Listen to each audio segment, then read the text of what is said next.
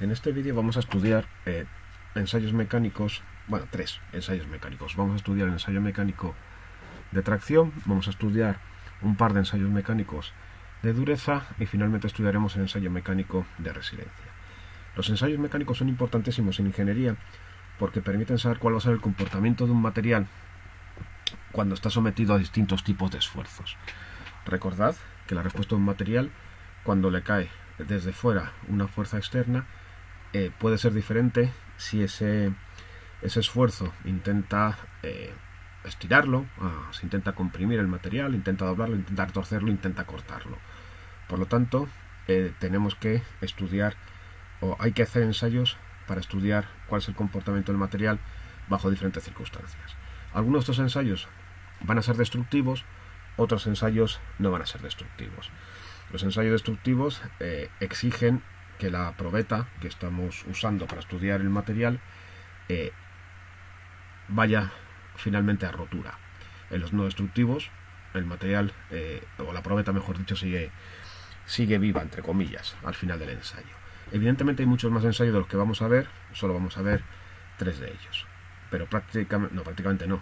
Para cualquier tipo de propiedad mecánica que uno quiera estudiar, va a haber un ensayo específico. Todos los ensayos están normalizados para que sean comparables y tener resultados que sean realmente útiles a la hora de elegir el material para una aplicación concreta. Bueno, empezamos con el ensayo de tracción. En el ensayo de tracción lo que se trata es fabricar una probeta normalizada del material en cuestión. Ahí tenéis las dimensiones, no hace falta aprenderse las dimensiones. También las hay de sección circular en vez de sección rectangular. Y en principio el ensayo es bastante sencillo en concepto. Esta probeta en esta parte de aquí, que son las esta parte de aquí más ancha, se ajusta a las mordazas de la máquina de tracción y empezamos a estirar la probeta. Empezamos a estirar la probeta aplicando cada vez más y más y más fuerza que va estirando de ella hasta que la probeta rompe, y a partir de ahí sacamos información. Para que el ensayo sea válido, la rotura tiene que estar entre estas dos marcas que hay aquí. Esta será la longitud inicial de nuestra probeta. Es un ensayo destructivo, como hemos visto, y es una especie, entre comillas, de tortura que le hacemos a la probeta. Y como en cualquier tortura, se trata de sacarle información al material. Vale. Es importante saber qué información vamos a sacar, porque esa información tiene que ser útil. Porque no todos los trocitos de este material concreto que se van a usar industrialmente tienen que tener esta forma. De hecho, ni estas dimensiones, prácticamente ninguno va a tener esto. Por lo tanto, necesito obtener resultados que sean extrapolables a cualquier pieza fabricada con este material concreto. Al principio uno puede pensar, bueno, pues si lo que se trata es de ver cómo se comporta el material cuando lo estiramos, los dos parámetros que tenemos que tener en cuenta son la fuerza que yo aplico y lo que estoy alargando, la probeta, el alargamiento. El problema es que esos parámetros no van a ser universales para cualquier trozo de este material, porque si yo solo mido la fuerza aplicada y el alargamiento que hay para esa fuerza, vamos a tener que eso solo es válido para esta probeta concreta. Probetas de otro tamaño, piezas en servicio de otro tamaño, no van a responder igual. ¿Cómo se resuelve este problema? Este problema es un problema de geometría. Vamos primero con el tema de la fuerza. La fuerza no es el parámetro adecuado. Imagina que tenemos dos probetas exactamente del mismo material, exactamente de la misma longitud inicial, pero una más ancha que otra, a las que aplicamos exactamente la misma fuerza. Intuitivamente parece que la que más va a sufrir va a ser la pequeña, porque tiene menos superficie para repartirse la fuerza. Esto es parecido como cuando a alguien le dan un pisotón.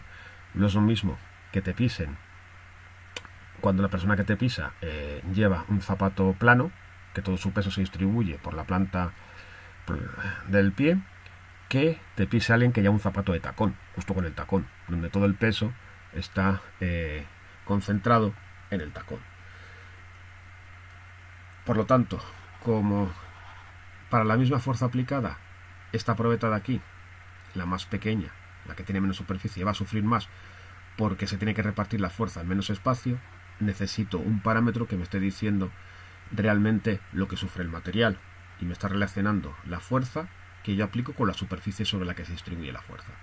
Bueno, pues ese parámetro, esa magnitud se llama la tensión, que se define simplemente como la fuerza aplicada entre la superficie que soporta la fuerza, y se designa con esta letra griega una sigma minúscula.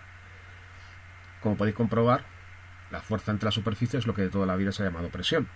Bueno, pues aquí esto se llama tensión, pero como es dimensionalmente una presión, en el sistema internacional se va a medir también en pascales. Recuerda que un pascal es un newton por metro cuadrado.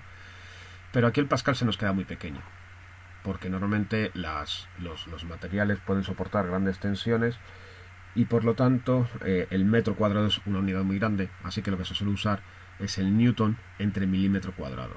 Como el milímetro cuadrado es la millonésima parte de un metro cuadrado y está dividiendo, lo que tenemos es que si yo divido newton entre milímetro cuadrado, el resultado va directamente en megapascales, que es lo que vamos a usar, a no ser que usemos en algún caso a lo que se usa mucho en ingeniería, que son los kilogramos entre centímetro cuadrado.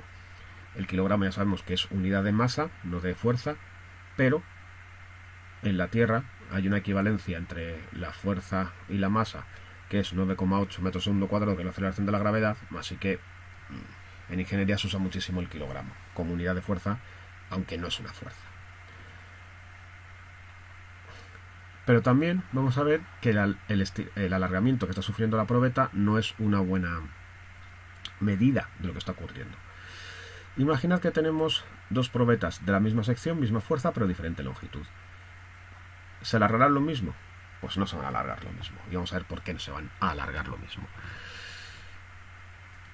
Nosotros podemos visualizar los enlaces entre los átomos que hay a lo largo de las dos probetas como pequeños muelles.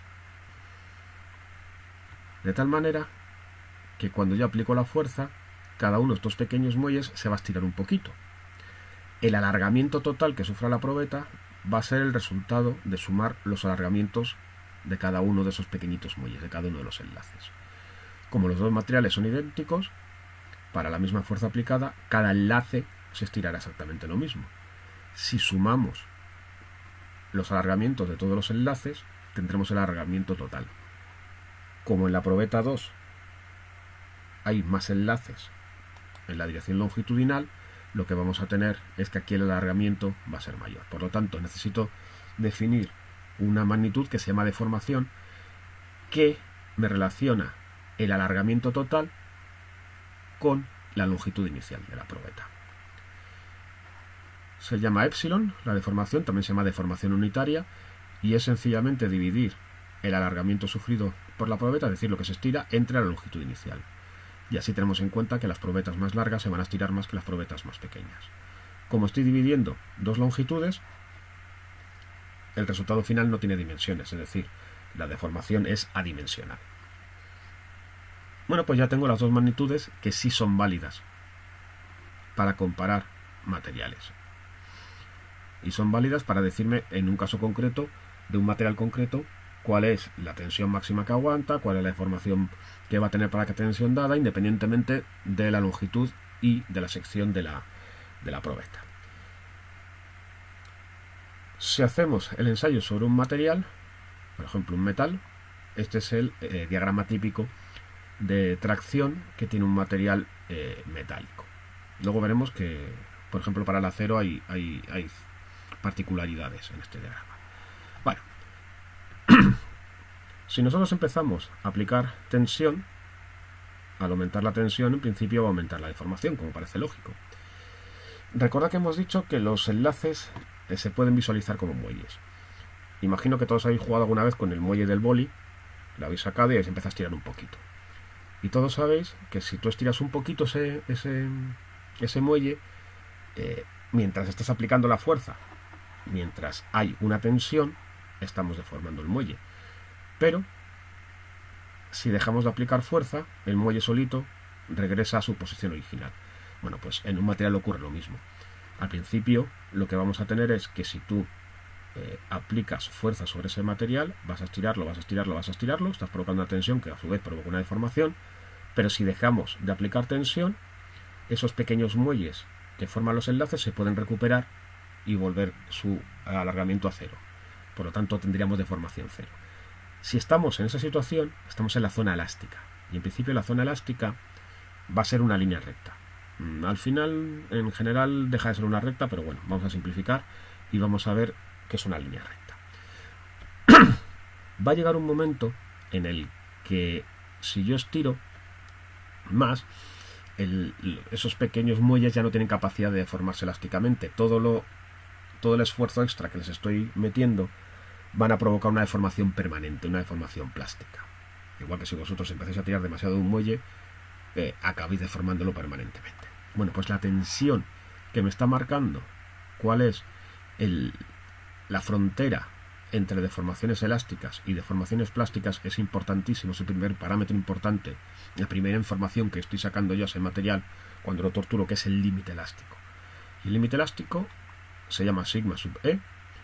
Me está diciendo precisamente cuál es la capacidad de deformación elástica máxima que tiene el material. Si la tensión es inferior a la tensión límite elástico, el material se está deformando elásticamente. Por lo tanto, si quitamos la fuerza que lo está deformando, desaparecerá la deformación.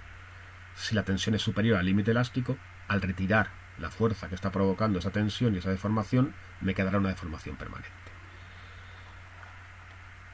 En la zona elástica, en principio es una recta. Ya hemos dicho que, bueno, que hay una parte aquí al final que no será proporcional, pero vamos a obviar esa particularidad y vamos solo en la parte que es una línea recta. Bueno, pues se cumple una ley que conocéis de los muelles, que es la ley de Hooke. La ley de Hooke aquí me está diciendo que la tensión es proporcional a la deformación. Esto es una línea recta que pasa por el origen. Y este parámetro de aquí, esta constante, es importantísima, es la segunda información importante que le saco yo al material. Se llama módulo elástico, módulo de elasticidad o módulo de Young. Y se mide en megapascales. Recordad que la deformación no tiene unidades, por lo tanto el módulo de elasticidad va a tener las mismas unidades que el módulo de Young. ¿Y por qué es importante? Porque me está dando una idea de cuál es la resistencia de ese material, de la rigidez de ese material. Fijaos que al ser una recta que pasa por el origen, no hay término independiente, esta constante de proporcionalidad es la pendiente de la recta. Por lo tanto, materiales que tienen alto módulo elástico serán materiales con una gran pendiente. Materiales con menos módulo elástico serán materiales que tienen menos pendiente. ¿Y de qué me puedo aprovechar yo con esa información? Bueno, imaginad que tenemos varios materiales diferentes y representamos solo la zona elástica, la zona en la que se cumple la ley de Hooke. Imagina que aplicamos esta tensión concreta. Sometemos al material a esta tensión. En los 4 casos, para estos 4 materiales, esta tensión va a provocar una deformación elástica. Es decir, si yo retiro esta fuerza que ha provocado esta tensión, la deformación desaparecerá. ¿Pero qué material será más rígido? ¿Cuál será más resistente? Pues fijaos que el acero será el más resistente y la madera será menos resistente, porque el acero tiene un alto módulo de elasticidad que no tiene la madera. ¿Qué significa eso? Que para la misma tensión aplicada, la deformación que se obtiene en el acero es mucho menor que la deformación que se obtiene en la madera. Por lo tanto, el acero es un material que va a tener una mayor rigidez, va a ser más apropiado que la madera para trabajar a tracción. Es decir, cuanto mayor sea el módulo de elasticidad, más rígido, más resistente va a ser mi material, más apropiado va a ser para fabricar una estructura, por ejemplo. Porque se trata no solo de que aguante las fuerzas sin deformarse plásticamente, sino que además la deformación sea la menor. Y la deformación será menor cuanto mayor sea el módulo de elasticidad. Pero ¿qué ocurre cuando pasamos el límite elástico? Cuando pasamos el límite elástico, hemos visto que esos pequeños muelles que forman los enlaces ya no se pueden estirar elásticamente más, van a empezar a deformarse plásticamente. Dejamos de tener una recta y la curva se va aplanando, de tal manera que cada vez necesito incrementar menos la tensión para incrementar de la misma manera la deformación. Supongamos que hemos llevado un punto por aquí. Mientras yo aplico la tensión, está deformado el material, igual que ocurre cuando estoy en la zona elástica. Pero ¿qué ocurre si yo quito la tensión? Retiro esa tensión, retiro la fuerza que está provocando esta deformación. Fijaos que aquí tengo dos contribuciones. Tengo la contribución de la deformación elástica y la contribución de la deformación plástica. Si yo retiro la fuerza que está aplicando, que está deformando el material, si quito la tensión, toda la parte elástica podrá recuperarse lo que no se recuperará es la zona, la deformación plástica. ¿Cómo se calcula eso? Bueno, pues lo que se hace es, se traza una paralela desde el punto donde aplicamos la tensión, aquí, a la zona proporcional en la que se cumple la ley de Hooke. Esto me está indicando cómo recuperan las deformaciones elásticas. Y el punto para que con tensión 0 cruzo con el eje X me está diciendo cuáles son las deformaciones permanentes que sufre el material. Si yo, partiendo de aquí, retiro la fuerza, el material va a deformarse permanentemente con esta deformación. Pero hemos dicho que el ensayo de tracción sigue siendo, es un ensayo destructivo, así que aumentamos la tensión, aumentamos la deformación y vamos a ver que llega un momento que la curva se aplana.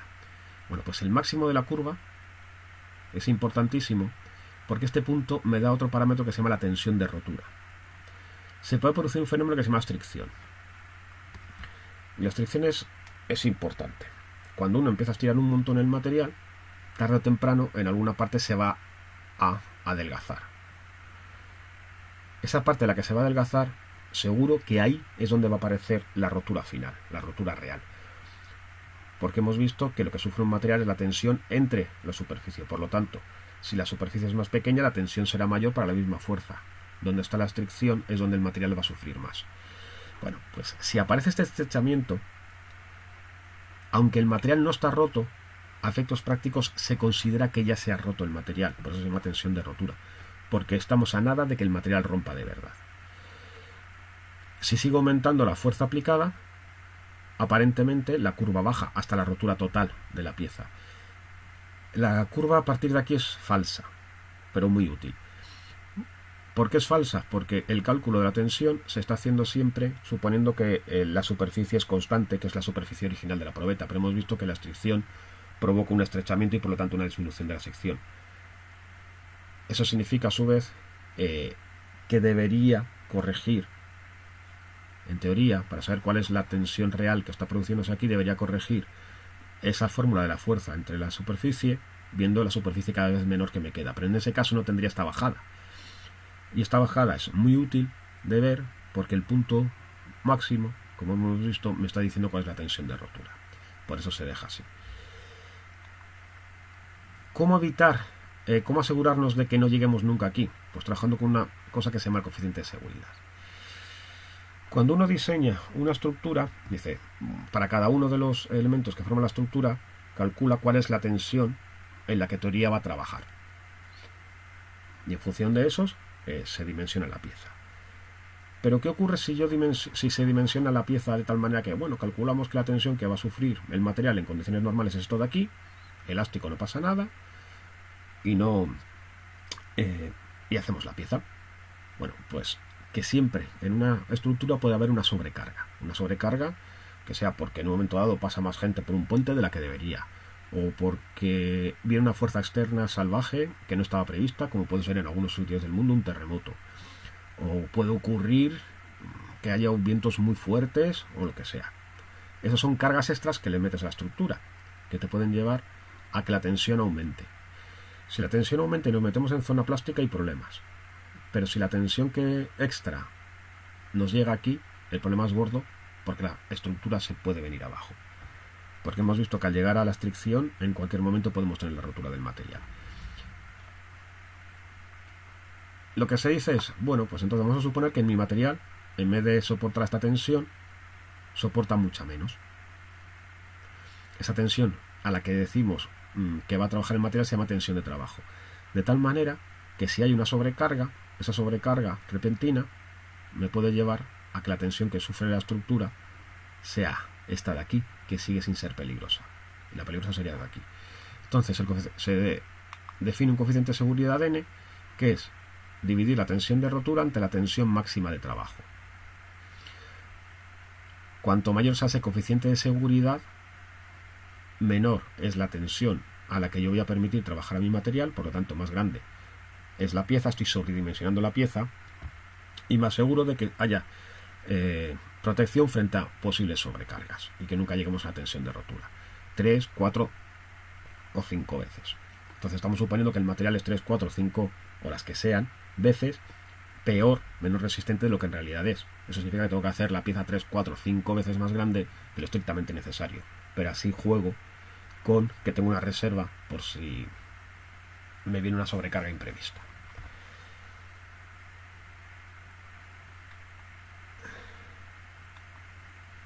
Le hemos dicho que esa tensión sin más sub T se llama tensión de trabajo. Casos particulares. La fluencia. La fluencia es un fenómeno curioso que se da, por ejemplo, en el acero. Y como la mayor parte de los metales que se usan en el mundo son aceros, algún tipo de acero, pues es importante saberlo. La fluencia es un fenómeno que ocurre pasado el límite elástico. Veis que tenemos una sección o una parte del diagrama en la que sin aumentar la tensión aplicada, ojo que hay tensión, no significa quitar la tensión, sin aumentar la tensión aplicada, el material sigue aumentando la deformación. Se está estirando aunque yo no aumente más la presión. Ese fenómeno termina en algún momento y en ese caso tengo que seguir aumentando la tensión para producir la deformación. Algo parecido a lo que ocurre, por ejemplo, cuando uno está con un queso fundido de estos que tiras un poquito y empieza a estirarse, aunque tú no sigas aumentando la fuerza. Pues eso le pasa a nivel evidentemente mucho menos espectacular al acero. Pues este fenómeno se llama fluencia y la tensión a la que se produce se llama tensión límite de fluencia. Las curvas que hemos visto son características de los metales, que los metales son materiales que tienen capacidad de deformación plástica. ¿Qué ocurre con otros tipos de materiales? Con los materiales frágiles. Pues los materiales frágiles son frágiles porque no tienen ninguna capacidad de deformación plástica. En el momento en que superamos el límite elástico, se deformarán un poquito plásticamente, pero antes rompen. Por lo tanto, un material frágil va a ser un material en el que prácticamente no tengo nada de deformación plástica. Los materiales dúctiles, como los metales, sí tienen capacidad de deformarse plásticamente, debido al enlace que tiene, el enlace metálico, que es nada direccional. Por lo tanto, a los átomos les importa un bledo estar enlazados con el vecino que tiene en ese momento o con otro que esté un poco más lejos y de repente se acerca. No hay ningún problema. Por eso los metales sí tienen capacidad de deformación plástica. Son dúctiles y sí presentan en su diagrama de tracción esta parte que hemos visto. Los materiales frágiles, por ejemplo los cerámicos, no presentan esta parte. Siguientes ensayos que vamos a ver. Ensayos de dureza. La dureza, recuerda que es la propiedad que me dice cuál es la resistencia de un material a ser rayado o penetrado por otro. Uno de los problemas que tiene la dureza, que no hay una magnitud universal para definir la dureza. Lo que sí se pueden hacer son diferentes ensayos y dentro del mismo ensayo comparar la dureza relativa de los materiales. Pero no existe una magnitud como por ejemplo el límite elástico que hemos visto antes, que sí es universal para todos los materiales. Eso significa que no hay un solo ensayo de dureza normalizada y varios ensayos. Nosotros vamos a ver solo dos de ellos. Los más importantes son el Brinell, que es el primero que vamos a hacer, el Vickers, que es el segundo, y los ensayos Rockwell, que son los que no vamos a ver. Los ensayos Rockwell son los menos fiables, son los más rápidos, son cualitativos más que cuantitativos. Nos centramos en los Brinell y en los Rockwell, que son más cuantitativos. En todos los ensayos de lo que se trata es de vamos a usar una pieza muy dura que se llama penetrador, vamos a apretarla sobre el material y vamos a ver la huella. Cuanto más duro sea el material, más pequeña será esa huella, menos podrá penetrar esa pieza, ese penetrador. El aparato que mide dureza se llama durómetro. Pues vamos a ver cómo es la dureza Brinell. En la dureza Brinell lo que tenemos es que el penetrador es una bola de acero templado, el acero templado ya lo veremos en clase, es muy muy duro, que tiene un diámetro D mayúscula. Lo vamos a presionar con una fuerza, que en este dibujo se llama P, yo la pondré en las fórmulas F, durante un tiempo T que marca la norma. Y tendremos una huella. Esa huella será un casquete esférico. Vamos a ver que la dureza Brinell se define como la fuerza aplicada entre la superficie y la huella. Problema, que la superficie de la huella es un casquete esférico, que se puede medir la superficie, pero lo que uno mide en realidad es el diámetro de la huella, porque esto lo que se hace es con un microscopio, con un ocular graduado, se mide desde arriba cuál es el diámetro de la huella, de minúscula. Por lo tanto, haciendo un poquito de de matemáticas de geometría, lo que se puede llegar a la conclusión es que si yo defino la dureza Brinell como la fuerza medida en kilogramos entre la superficie de la huella en milímetros cuadrados, expresado en función de los dos parámetros que puedo controlar, que son el diámetro de la bola y el que puedo medir, que es, el diámetro de la bola y la fuerza que estoy poniendo y el que puedo medir, que es el diámetro de la huella, tenemos esta formulilla expresada en términos de esos tres parámetros. 2 veces la fuerza entre pi por el diámetro del penetrador, que multiplica el diámetro del penetrador menos la raíz cuadrada del cuadrado del diámetro del penetrador menos el cuadrado del diámetro de la huella. Una fórmula un poquito larga, pero bueno, cuando uno la usa se acostumbra a ella. Para que el ensayo sea válido, vamos a dejar ahí la fórmula, para que el ensayo sea válido se tiene que cumplir que el diámetro de la huella sea mayor que la cuarta parte del diámetro de la bola, pero menor que el radio de la bola. Si es demasiado pequeña, el resultado no se mide bien. Si es demasiado grande, podemos estar introduciendo tanto la bola que llega un momento que no diferenciamos ya los materiales demasiado blandos unos de otros.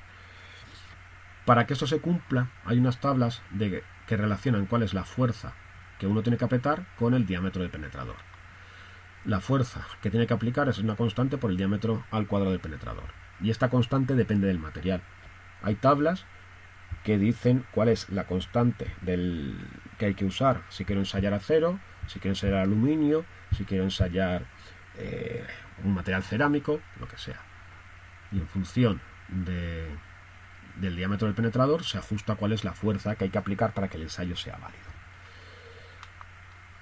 Es bastante universal en el sentido de que vale tanto para materiales blandos como para materiales duros, pero cuando el material es delgado la cosa falla. Y aquí tenéis cómo es un penetrador. Aquí se pondría la probeta, se bajaría el penetrador y aquí hay un ocular para medir con un microscopio cuál es el diámetro de la bola. Ahora son electrónicos, entonces habría que ajustar todos los parámetros a mano. Siguiente ensayo. El ensayo de dureza Vickers. Aquí el penetrador es una pirámide de diamante. Una pirámide de diamante que tiene un ángulo de 136 grados. Y se va a hacer lo mismo. Se va a apretar ese penetrador sobre la superficie del material que yo quiero ensayar y mido la superficie de la huella. En este caso, la superficie de la huella pues es una sección de pirámide que visto desde arriba tiene esta pinta. Estamos como antes, medir la superficie de la huella es complicado. Jugando también con la geometría se puede ver que yo puedo medir, expresar la superficie de esta huella en función del diámetro de la huella, de la diagonal de la huella. Y se puede llegar a la conclusión de que la dureza Vickers, que se mide con la fuerza aplicada en kilogramos entre la superficie y milímetros cuadrados, es esta fórmula de aquí, 2 por el seno de 68, que es la mitad de 136, por la fuerza entre la diagonal de la huella al cuadrado. Casi nunca se obtiene una huella tan perfecta como esta, con las dos diagonales iguales, por lo tanto se miden las dos diagonales y se hace la media. Vale, es muy bueno para materiales medios, duros y muy duros, y también es especialmente bueno para materiales delgados. De hecho, para materiales muy delgados existe una variante del ensayo que se llama las microdurezas Vickers. Y el durómetro Vickers pues se parece muchísimo al durómetro Brinell. No lo he comentado, las unidades, daos cuenta que tanto la dureza Brinell como la Vickers son kilogramos entre milímetro cuadrado. Para diferenciar una de otra se usan unidades Brinell y unidades Vickers. Entonces al lado del numerito de la dureza Vickers se añaden estas dos letras HV, indicando que son unidades de dureza Vickers, y al lado de la dureza Brinell se ponen dos letras que son HV, indicando que son unidades de dureza Brinell. Último ensayo que vamos a ver, el de resiliencia.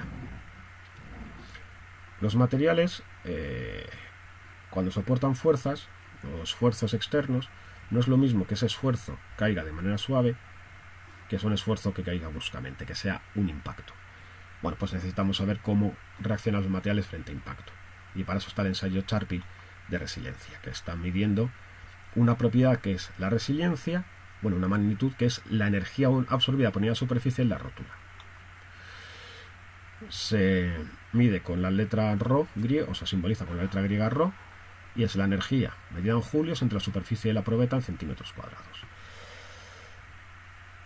Y vamos a ver de dónde sale esto de aquí. Cómo se expresa esa energía absorbida. El ensayo es bastante poco sutil. Se parte de una probeta de sección cuadrada,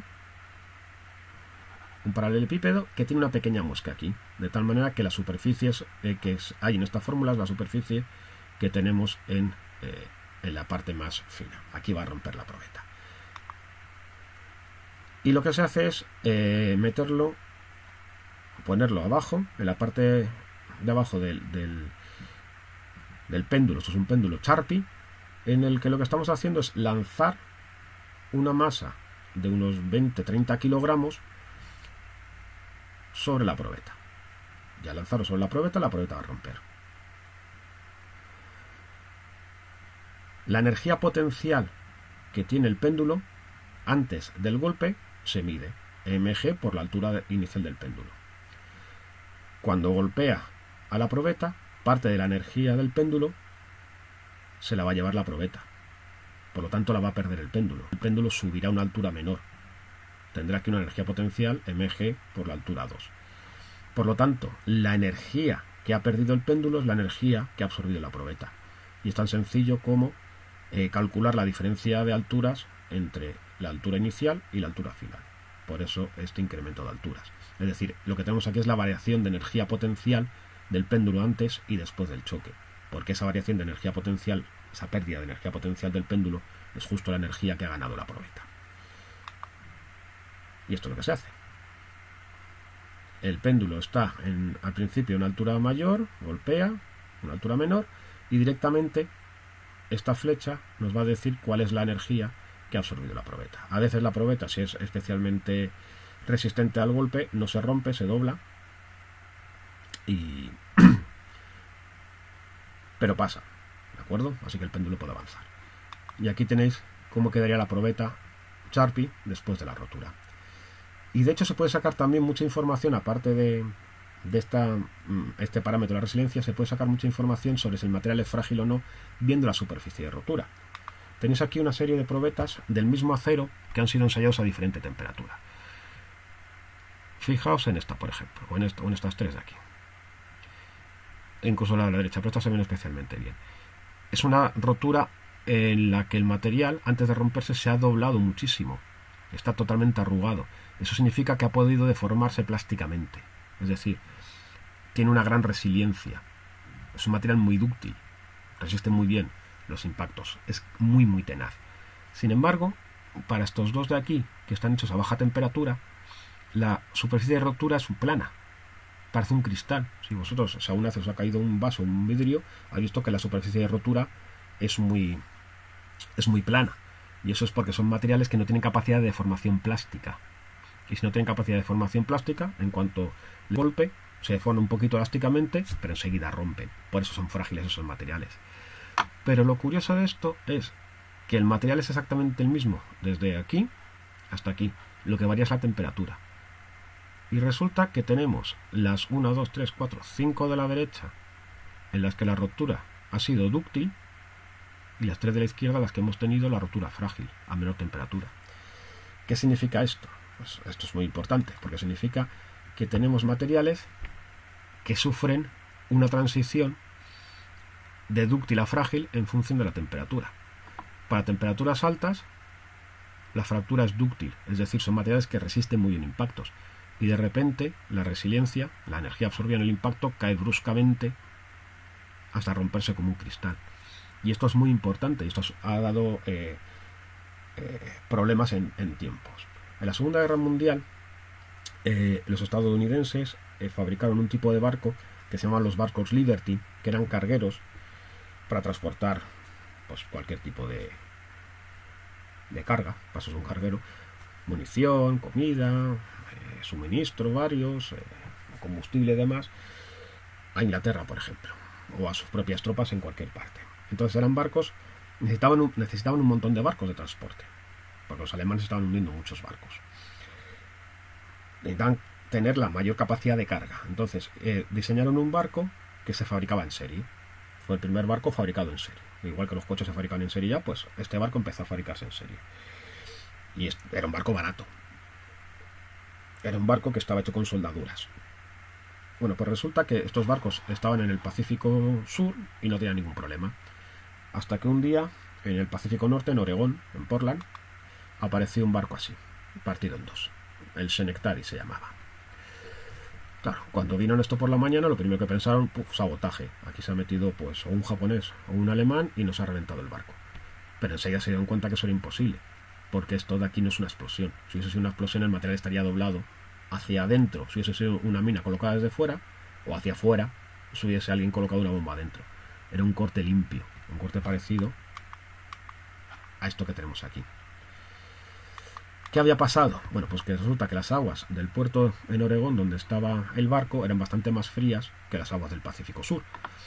Y eso significa a su vez que el material, sobre todo en la parte de la soldadura, que ya hemos visto que era bastante mala, había pasado de tener una alta resiliencia a tener una baja resiliencia. Una baja resiliencia que le hacía un material muy frágil y muy quebradizo. De hecho, tan frágil y tan quebradizo que simplemente el oleaje del puerto provocó que al subir el barco quedase en voladizo, sufriese un esfuerzo de flexión, y ese esfuerzo de flexión fue suficiente como para partirlo como un cristal. Se revisaron los métodos de soldadura. Esto no pasaba, por cierto, en los que estaban remachados. Había dos tipos de barcos Liberty, los remachados y los soldados. Esto pasaba en los que estaban soldados. Se revisaron los métodos de soldadura y se hizo una soldadura bastante mejor para que no pasase esto de aquí. No fue el único barco, el Schenectady, que tuvo este problema, fue el más espectacular. En muchos habían aparecido ya pequeñas fracturas. Bueno, como hemos dicho, hay muchos más tipos de ensayos. Nosotros solo vamos a ver estos tres, pero una de las ideas es que veáis que siempre es necesario caracterizar cada material, cómo va a comportarse para absolutamente cada tipo de esfuerzo que tenga que sufrir.